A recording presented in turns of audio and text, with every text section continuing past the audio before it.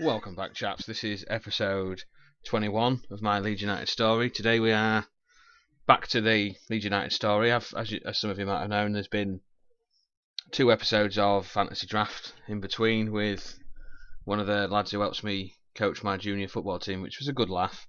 And we've agreed that we'll definitely do it more often, and I'll upload the videos on here. So if you've got any challenges that are worth doing on a fantasy draft, we did the one player from each Premier League club, then please leave a comment and we'll give them a try, because like I say, it was a good laugh. We did have good fun doing it.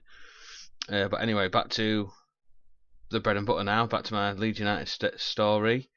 We finished the last season competition. Do it this way. History. Competitions. Anyway, last season we actually won the Premier League, as you all saw, and I also, in the game after that, won the FA Cup, which that meant we won the FA Cup for the 3rd time in a row. And then this season we've already won the Charity Shield. And on the transfer front, I haven't actually done that many transfers.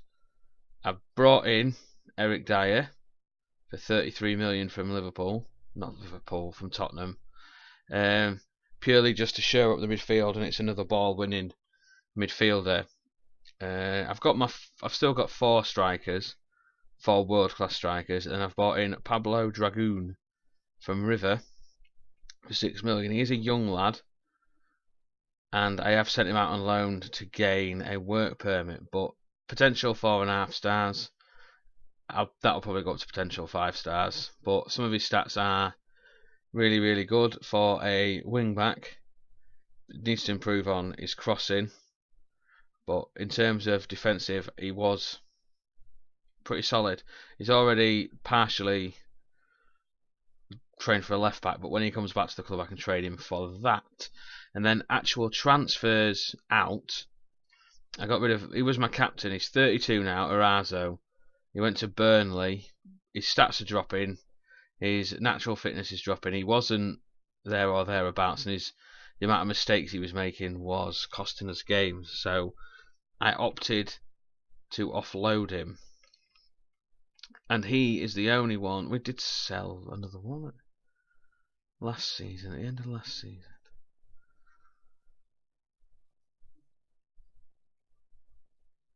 Did Isla go?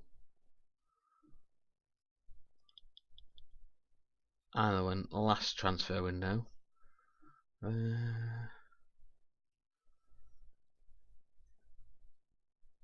Giannetti and then went last year. No, I'm thinking I've done more transfers than went to. And then John Storer, he's just a youngster.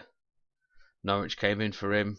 He's now worth 750k. I sold him for 550. I blew a lot of my money on, majority of my money on Dier, to be fair, so I was trying to get a bit of money back. I released Romero Vieira.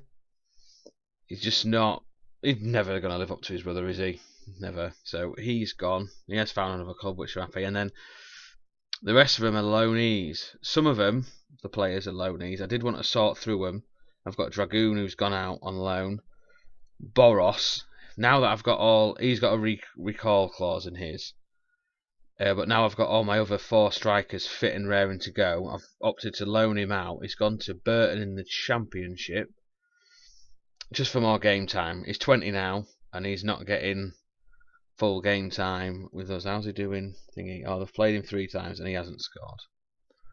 So, but he needs to develop. He definitely does need to develop. And then there's some other ones. Owner, we'll just call him Owner. That's another youngster that I've sent out on loan. He's gone to FC Dallas. And that's another one. When I see green arrows, it's like the loan's worthwhile, isn't it? It tends to be a good idea. But anyway, that's the transfers. The rest of them are just loans. I have kept a few of the youngsters in and around the first team squad. Christopher Miller, he's definitely good enough to play the lower teams in the league. Chris Hurst, his stats are horrendous, but when he's playing in the under 23s, he's getting man of the match after man of the match after man of the match. I've kept him I've kept him in just around the team. Lee Sawyer. He is another one who's got potential. His stats are pretty rubbish, but he just seems to be there or thereabouts picking up the goal. He's already got 1 goal, which was against Arsenal, I do believe. And then Terry Hancock, which he's also potential to be a 15 determination, so he will fulfil somewhat majority of his potential. So that's the basis of the squad. There's not really that much change. The one problem I have had is, as you can see, them 4 are on international duty. For the Champion Charity Shield and the first game of the season, I also had Pizarro injured. Gustafsson he was there. Sanabria, Kuki, Ronaldo Vieira, Asensio, and Areola, I do believe, were all on international duty for the Olympics. So I was dreading it, but luckily, whatever team these lot play for, Spain and Portugal have been knocked out, so they're back, ready in time for the next game to play Man United. But I will talk you through the fixtures we have done. As you can see, I'm yet to lose. That'll be this game that I'm recording, we'll lose. We beat New York. This was when we went on a tour. We beat New York, we beat Cincinnati. I won't go through all the goal scorers. I'll click on it so you can read them. Coventry, they're our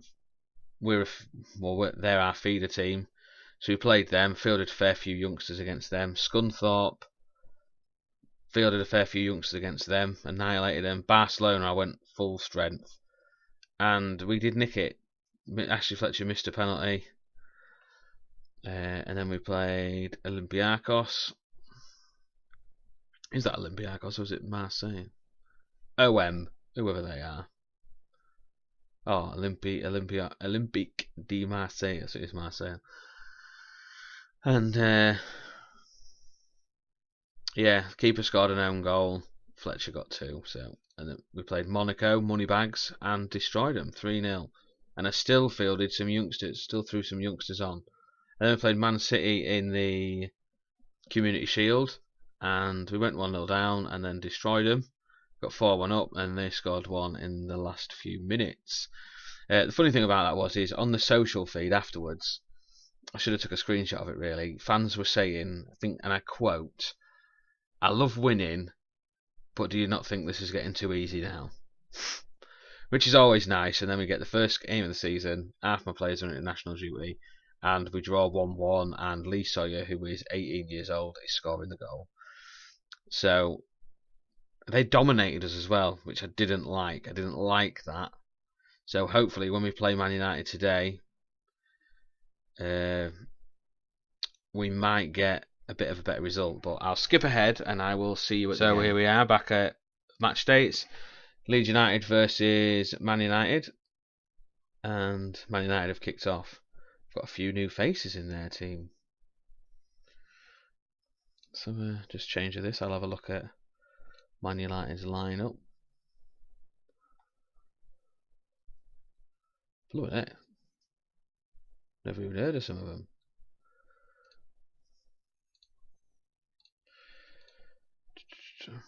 And we've got our first highlight of the game. It's Man United going forward.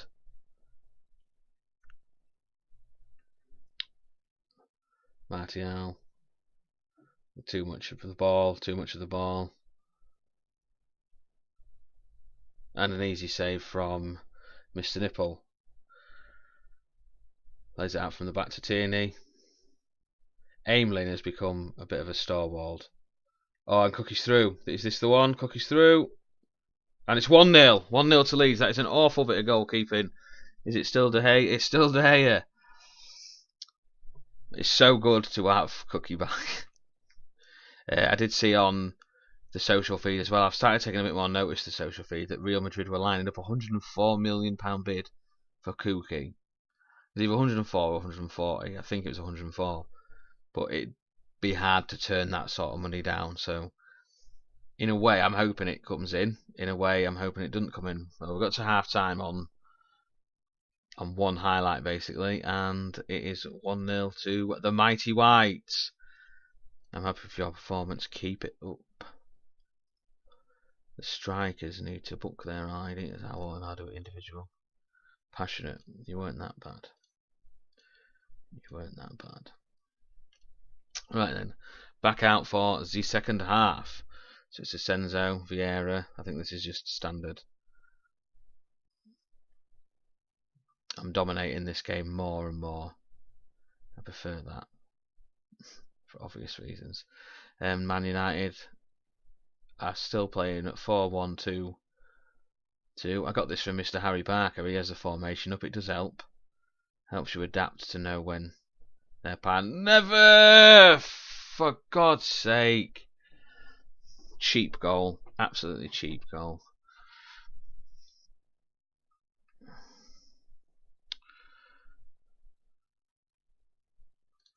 Going to aggressively demand more. Kuki, Fletcher, Sanabria. Oh, beautiful ball out wide. Tierney plays it in. And that's an awful. Need to win it back high up the field. Press. I don't think they've had Luke Shaw in their team for a while. I don't know who they've played there, but I looked at him in the summer. I thought, do I buy him? His assist rate is ridiculous. Santon, Senzo, Kuki, Sanabria, 2-1. Well done, boys. Some beautiful football. That is liquid football. Liquid football, as Mr. Harry Parker would say. And can this be 3-1? The ball comes in. And it's just cleared. Sanabria, play it wide.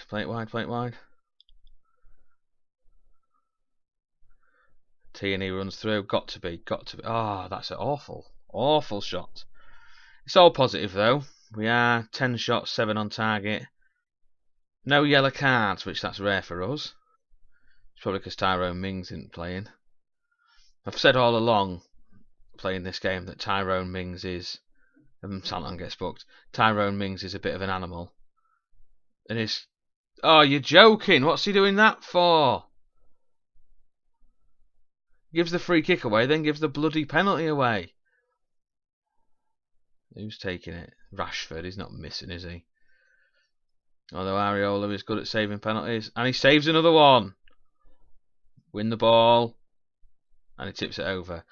I've always said Tyrone Mings is a bit of an animal and he gets booked every game. And then literally 3 days ago from me recording this, he gets stamps on Zlatan Ibrahimovic's head. So I sort of see it now why he sort of bloody picks up a book in every game, if they're the sort of decisions he makes. Then just going to bring off some little tired legs. Mings can come on for him. He's a bit tired. Asensio, he's just got back from international duty, so Lewis Cook can go on for him. Fletcher's having a shocker, so I'll send on Sawyer. I'm trying to get out of the habit of this 3-person subbing. I always tend to do it and it just destroys the team. But we are winning 2-1. 9 minutes to go. Oh, the subs have just bloody come on. It's got to be the last action of the game. And there it is. We've beat the dirty scumbags that are Man United in an impressive victory, as I'll tell the boys. Kuki, man of the match. I'm so happy to have you back. It's unreal. Oh, mate, can I tell him that? I'm pleased with your performance out there. Pasteurised. So, we're back to the top of the league. It's going to be short-lived because we had the morning kick-off. Well, afternoon kick-off. No, we didn't. We had the Friday night kick-off. But back to the top of the league, where we belong. Defending champions. And then the next game we've got is Middlesbrough. There's not really much happening in the minute. I've got the transfer window to come, and I've got, albeit an easy game, which should be an easy game, and then they're not much anymore. They've got a lot of money, but they don't tend to be doing anything with it. So I'll come back. Might come back with a Champions League game somewhere along here, either that one or that one, I would think. and then I'll recap you on what's happened in the transfer window. But drop a like on the video and leave a comment for any challenges for the fantasy drafts that you've got, or any transfer news, or any youngsters, or anything you found in your game. Literally anything, really. Leave a comment. If you're new to the channel, then please subscribe. If you look in the comment section on not the comment section, look on the description. There is a Facebook group that other Football Manager YouTubers we've joined. There's a few of us in there, so please go give that a look and join the group. So I'll see you soon. I'll see you with episode 22 next. Enjoy the rest of your day. Bye.